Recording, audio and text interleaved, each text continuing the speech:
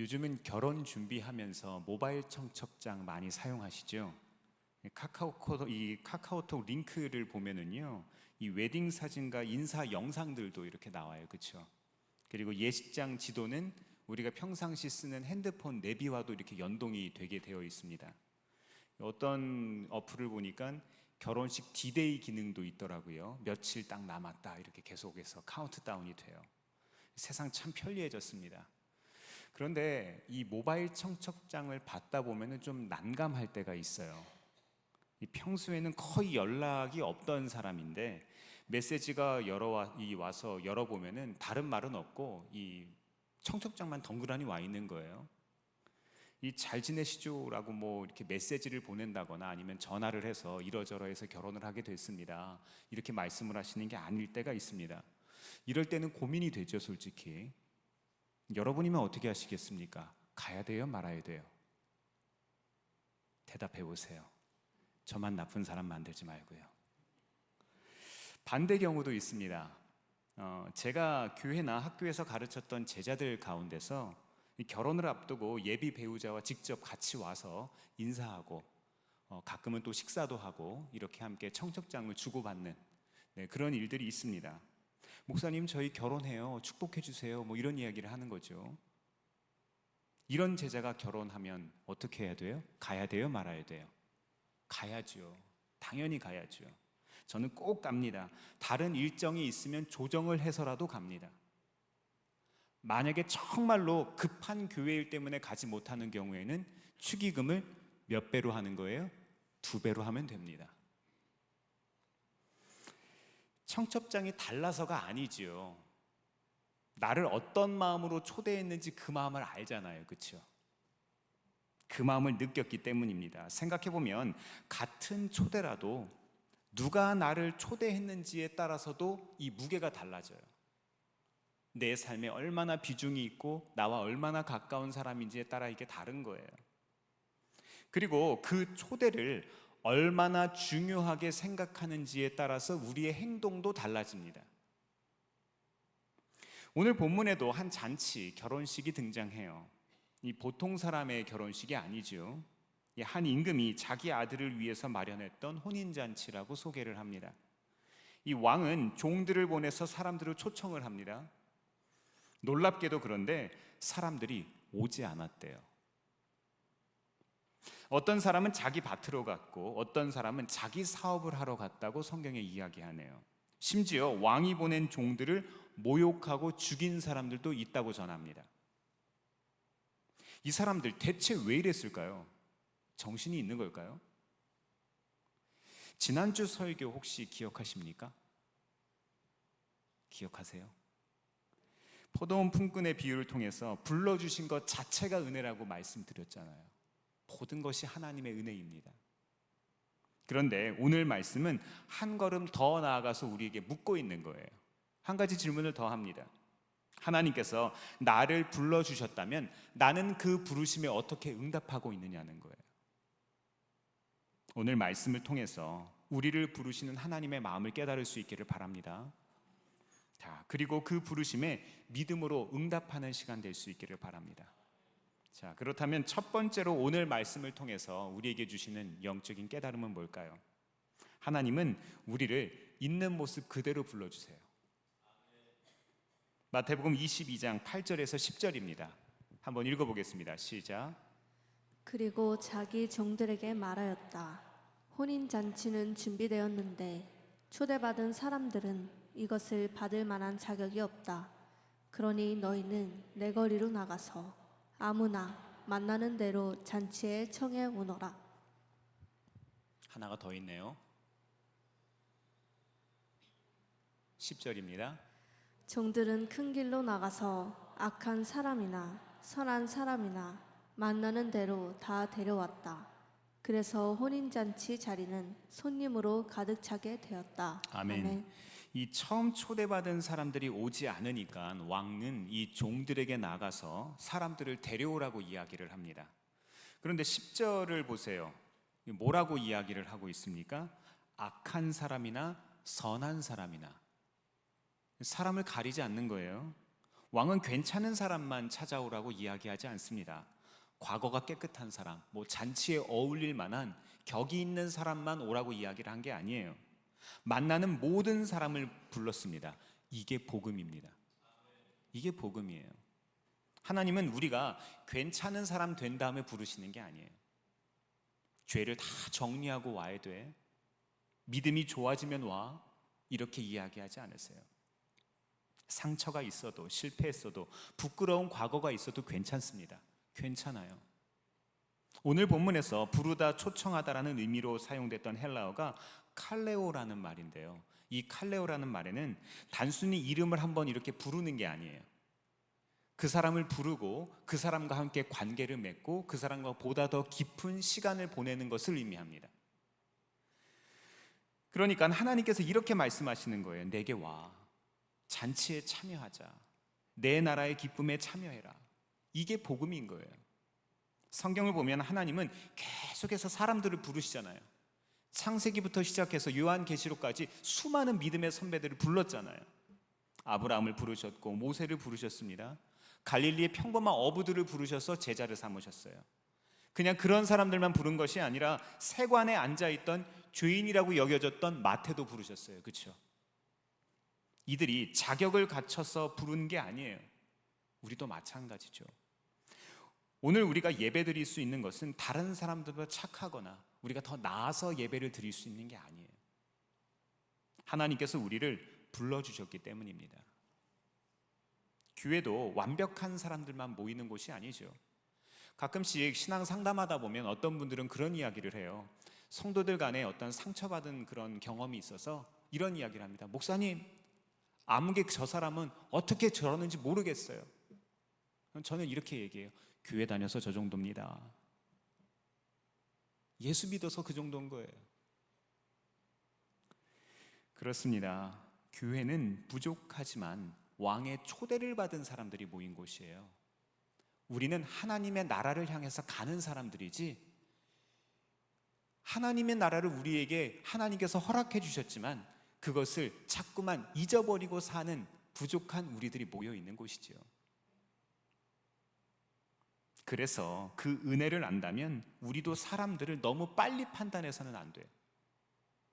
저 사람 안 돼. 너무 멀리 갔어. 저 사람은 우리와 어울리지 않아. 이렇게 우리가 나누는 사람들이 있잖아요. 그런데 우리가 그 사람의 삶을 어떻게 다 압니까? 그 사람을 향한 하나님의 계획을 우리 어떻게 다 알아요? 전하는 것은 우리의 몫이고 변화시키는 것은 오직 하나님이 하십니다. 하나님이 하세요. 사랑하는 성도 여러분, 믿지 않는 가족들 포기하지 마세요. 믿지 않는 친구들도 포기하지 마세요. 믿지 않는 동료들 포기하지 마세요. 하나님은 지금도 그 사람들을 부르고 계시는 거예요. 우리 같은 사람들도 하나님의 은혜를 입었다면 그들도 하나님의 때와 하나님의 방법으로 반드시 하나님이 거두십니다. 여기서 한 가지 생각해 볼 게 있어요. 하나님은요, 우리를 있는 그대로 부르시지만 있는 그대로 그냥 두시지는 않으세요. 이것이 오늘 세 번째 말씀까지 이어지는 아주 중요한 복음의 핵심이자 원리입니다. 그렇다면 두 번째로 우리에게 주시는 영적 깨달음은 뭘까요? 누가 초대해 주신지를 기억해야 합니다. 누구의 초대인지를 잊어버리면 안 돼요. 마태복음 22장 4절에서 5절입니다. 함께 읽어보겠습니다. 시작. 그래서 다시 다른 종들을 보내며 이렇게 말하였다. 초대받은 사람들에게로 가서 음식을 다 차리고 황소와 살찐 짐승을 잡아서 모든 준비를 마쳤으니 어서 잔치에 오시라고 하여라. 그런데 초대받은 사람들은 그 말을 들은 척도 하지 않고 저마다 제 갈 곳으로 떠나갔다. 한 사람은 자기 밭으로 가고 한 사람은 장사하러 갔다. 아멘. 오늘 잔치 주관자가 누굽니까? 왕이죠. 그리고 누구를 위한 혼인잔치라고요? 왕의 아들을 위한 혼인잔치입니다. 그런데 이 사람들, 이 초대를 어떻게 받아들이고 있습니까? 아랑곳하지 않고 라고 이야기합니다. 아랑곳하지 않고. 이 말은요, 헬라어 아멜레오라는 말인데 이 말은 대수롭지 않게 여기다, 가볍게 여기다는 거예요.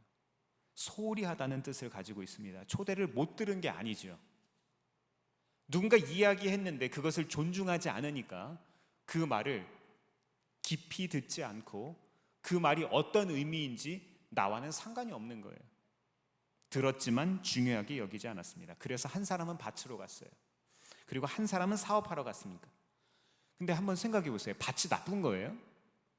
밭에 일하러 가는 게 나쁜 겁니까? 아니잖아요. 그렇죠? 사업이 잘못된 겁니까? 아니잖아요. 사업해야죠. 문제는 왕의 초대보다 그것을 더 중요하게 여겼다는 거예요. 비즈니스 애즈 미션이라는 말이 있어요. 사업을 하되 하나님의 사역처럼 사업을 하는 거예요. 근데 이런 마인드가 없는 거예요. 먹고 살기 위해서. 내가 그냥 하고 싶었어. 꿈을 성취하기 위해서 하는 거예요. 내가 살아가고 있는 인생의 주제들이 그냥 내 입을 즐겁게 하고 내 귀를 즐겁게 하는 거예요. 이 땅에서의 내 소망을 이루기 위한 거예요. 말씀을 시작하며 나눴던 청첩장 이야기도 비슷합니다. 청첩장의 모양보다 중요한 것은 누가 보내느냐죠. 제가 기억에 남았던 한 결혼식은요, 부부가 굉장히 경제적으로 어려웠어요.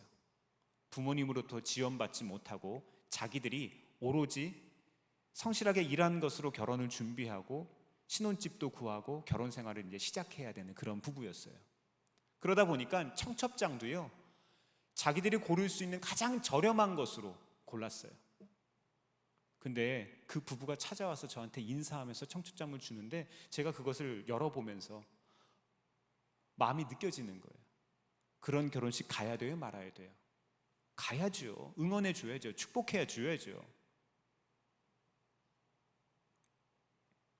내게 소중한 사람이 직접 찾아와서 꼭 와주세요, 축복해 주세요라고 이야기했다면 그 응답의 무게는 응당 달라야 합니다. 당연히 달라야죠. 오늘 본문의 사람들은요, 잔치가 무엇인지를 모르는 게 아니에요. 주인공이 누구인지를 모르지 않습니다. 그런데 누가 자기를 초대했는지 그 의미를 잃어버린 거예요. 그럴 수 있습니다. 우리도 그럴 수 있어요. 매주 예배 드리다 보면 너무 익숙해지잖아요. 처음에는 예배의 감격이 있죠. 예수님 처음 만났을 때 한번 생각해 보세요. 기쁨이 있죠. 그런데 가끔 이런 생각할 때 있잖아요. 우리 마하나임 찬양단 굉장히 잘하잖아요. 그렇죠? 박수 한번 쳐줄까요? 늘 수고하는데.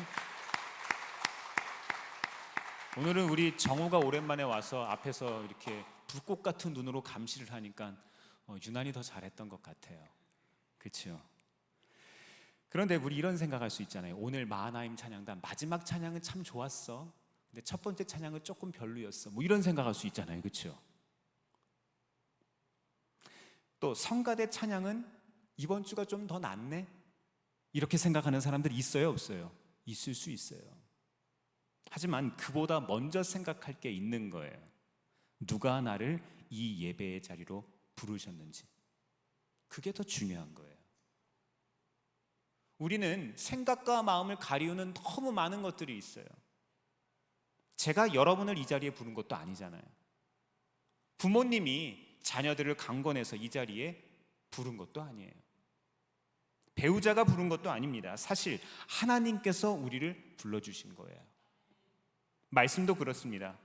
설교자의 말로 들으면 마음에 들 땐 받고 마음에 들지 않으면 그냥 넘겨버릴 수 있죠.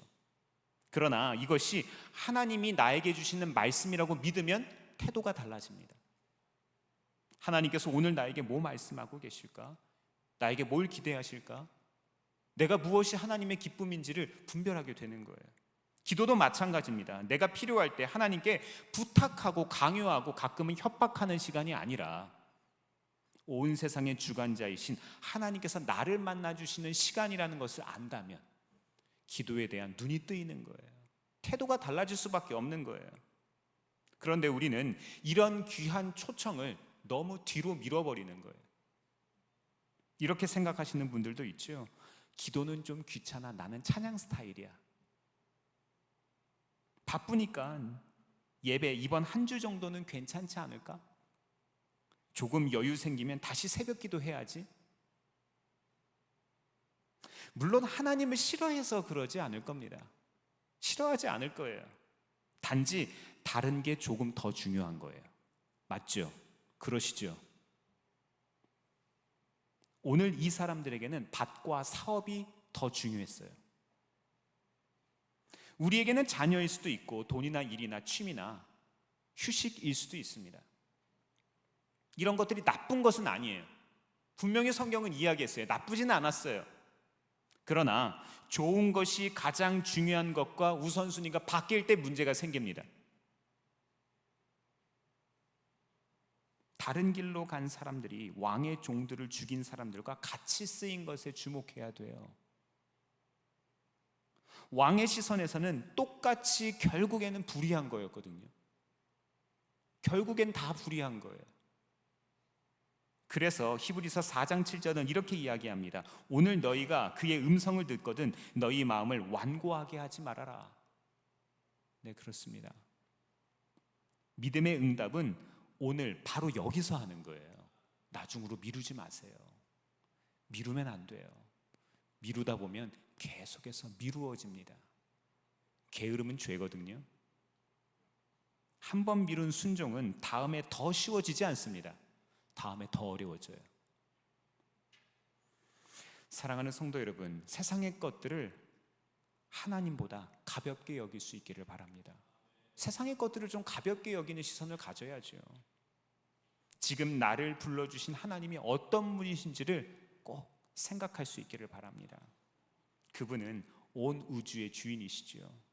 그런데 그분이 나를 만드시고 나와 함께 하시고 나와 교제하기를 원하신다니 이게 얼마나 큰 영광입니까?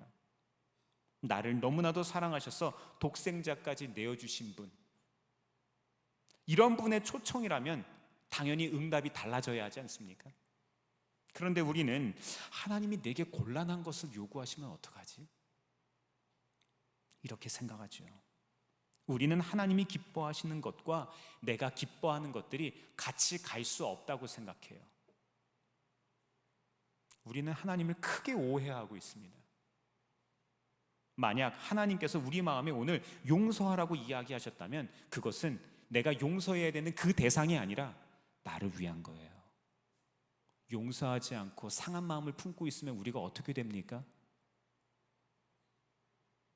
작은 것부터 시작하면 돼요. 다시 기도하라는 마음이 우리에게 들었다면 우리는 어떻게 하면 됩니까? 지금부터 기도하면 됩니다. 예배를 회복해야 한다는 마음을 주시면 어떻게 해야 될까요? 우리 주보에 광고 나갔잖아요. 렛츠고 코리아 집회부터 신청하시면 됩니다. 그러면 되는 거예요. 누구의 초대인지를 기억하는 사람은 응답이 달라집니다. 그런데 오늘 이야기는 여기서 끝나지 않습니다. 잔치가 사람들로 가득 찼는데 이제 이 왕이 한 사람을 발견한 거예요. 마지막 세 번째로 기억할 것은 뭘까요? 초청에 응답한 사람은 삶의 옷이 달라집니다. 22장 11절에서 13절 말씀 같이 한번 읽어볼까요? 시작. 임금이 손님들을 만나러 들어갔다가 거기에 혼인 예복을 입지 않는 사람이 한 명 있는 것을 보고 그에게 묻기를 이 사람아 그대는 혼인 예복을 입지 않았는데 어떻게 여기에 들어왔는가 하니 그는 아무 말도 하지 못하였다. 그때에 임금이 종들에게 분부하였다. 이 사람의 손발을 묶어서 바깥 어두운 데로 내던져라. 거기서 슬피 울며 이를 갈 것이다. 아멘. 이 조금 당황스러운 장면입니다. 좀 말이 안 되지 않습니까? 분명히 왕은 악한 사람이나 선한 사람이나 모두 부르라고 했잖아요. 다 오라고 해놓고 지금 옷을 제대로 입고 있지 않다고 그 사람을 쫓아내는 거예요. 그런데 여기서 예복, 이 옷이라는 말은 헬라어 엔디마라는 말인데요. 이 몸에 걸치는 그냥 의복이라는 뜻이에요. 이 본문은 구체적으로 어떤 옷인지를 설명하지는 않습니다. 그러나 문맥을 보면 한 가지는 분명하지요. 왕의 잔치에 들어온 사람은 그 잔치에 어울리는 응답이 필요한 거예요. 이 말씀을 잘못 이해하시면 안 됩니다. 착하게 살아야 구원받는다는 이야기가 아니에요. 긍정적인 생각을 하면 우리의 삶에 복이 들어온다는 이야기를 하는 게 아니에요. 오늘 사람들은 자격 있어서 초청받은 건 아니죠. 길에서 불려왔습니다. 악한 사람도 있었지만 먼저 초청이 있었던 거예요. 하나님의 초청.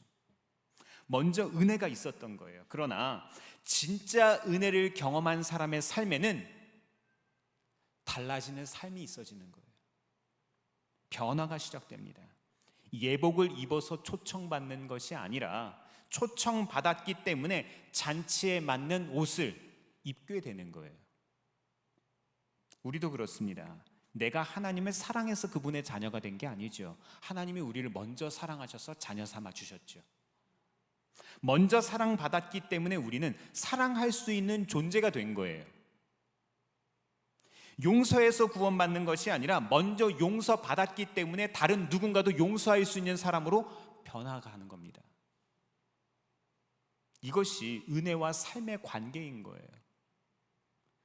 여러분 결혼식 갈 때 어떻게 옷 입고 가십니까? 평상복 입고 가세요? 집에서 입던 보풀나고 늘어난 티셔츠 입고 가세요? 그럴 수 없죠. 그 옷을 입어야 초대받는 것은 아니죠. 그러나 이미 초대받았다면 어떻게 옷을 입고 가야 합니까? 내가 할 수 있는 한 가장 최고로, 가장 충성스럽게, 가장 최선을 다해서 하나님 앞에 가는 거예요. 이미 초대받았지만 그 자리를 귀하게 여기기 때문에 내 모습을 준비하는 거예요. 이것이 신앙의 원리입니다. 정말 하나님 나라의 초대를 받으셨습니까? 그렇다면 합당하게 살아갈 수 있기를 바랍니다. 우리의 삶에 변화가 나타날 수밖에 없는 거예요. 하나님 나라의 비유 첫 번째 주에 우리는 씨 뿌리는 사람의 비유를 들었습니다. 좋은 땅은 말씀을 듣는 것에 끝나지 않고 열매를 맺는다고 했어요. 겨자씨와 누룩의 비유에서는 하나님 나라의 생명이 우리 안에 들어오면 보이지 않는 곳에서부터 우리를 변화시킨다고 했어요. 선한 사마리아인의 비유도 우리가 들었죠. 아는 신앙으로 머물지 않고 사랑으로 움직일 때 진짜 신앙이 된다고 했습니다. 결국 같은 이야기인 거예요. 예수님은 똑같은 이야기를 하고 계시는 거예요. 하나님 나라가 내 안에 들어오면 내 삶이 바뀔 수밖에 없더라, 이거 이야기하시는 거예요. 물론 이 과정이 하루아침에 완벽해지지 않습니다. 여전히 실수하고 넘어지죠. 그래서 우리는 성령의 인도하심을 받아야죠. 예수님을 일상에서 순간순간 의식하는 훈련이 필요하죠. 이렇게 사는 사람에게는 삶의 방향이 달라집니다. 예전에는 잘못하고도 내가 뭐 잘못됐어? 이 정도면 이라고 생각했던 사람이 이제는 마음이 불편해지는 거예요. 예전에는 미워하면 끝까지 미워했지만 이제는 말씀이 마음에 걸리는 거예요. 용서하라던데. 예전에는 내 이익만 생각했지만 이제는 하나님께서 과연 기뻐하실까 생각하게 됩니다. 이것이 삶의 옷이 달라지는 거예요. 이것이 예수님과 동행하는 거예요. 성경은 이것을 예수 그리스도로 옷 입는 것이라고 표현합니다. 가정에서는 오래 참음을 입고, 일터에서는 정직을 입고요, 교회에서는 겸손을 입고, 나를 힘들게 하는 그 사람 앞에서는 긍휼을 입는 거예요. 그렇습니다. 하나님 나라의 백성은 완벽한 사람들이 아니에요. 완벽한 천국을 받은 사람으로서 그 천국에 어울리는 사람으로 만들어져 가는 거예요. 미국 샌디에이고에는요, 이 Voices of Our City Choir라는 조금 특별한 합창단이 있어요. 이 거리에서 생활하는 노숙인들이 함께 모여 노래하는 합창단이라고 합니다. 근데 이 합창단을 시작한 재즈 가수 스태프 존슨이라는 사람이 어느 날 거리에서 후안 캠벨이라는 노숙자를 만나요. 이게 다큐멘터리 시리즈로 나왔던 거거든요. 후안은 한때 은행에서 일하던 사람이었는데 이 거리로 나온 지 벌써 2년이 되었다고 합니다. 미국은 한 번 집을 잃어버리면, 한 번 실직을 하면 급속도로 자기의 소득이나 자기의 삶이 바뀝니다. 직장 생활을 하는데도 집이 없이 차에서 자는 사람도 간혹 있어요. 이 사람도 여러 가지 어려움을 겪으면서 삶이 무너져서 결국 거리로 나왔나 봐요. 그렇게 거의 2년을 거리에서 지냈습니다. 오랫동안 거리에서 살면 집만 잃어버리는 것이 아니라 내 자존심도 잃어버리고 내 어떤 가치관도 잃어버리지 않습니까? 자신감도 잃고 사람들 시선도 피하고 이러잖아요. 결국 나중에는 자기 자신까지 포기하게 되잖아요. 그렇죠? 이런 그에게 스테프 존슨이 다가와서 아주 작은 행동 하나를 했대요. 뭘까요? 뭐 했을까요? 일으켜 세운 것도 아니고요, 밥 먹으라고 돈 준 것도 아닙니다. 자기 몸을 낮추어서 후안이 앉아있는 바닥에 자기도 앉은 거예요. 그리고 대화를 시작했습니다. 그 순간 이 사람은 나를 내려다보는 사람이 아니라 나를 그냥 혀차고 치근히 여기는 사람이 아니라 나를 동등한 존재로 여겨주는 같은 사람이라는 마음을 느낀 거예요. 혀 함부로 차지 마세요. 그건 아닙니다.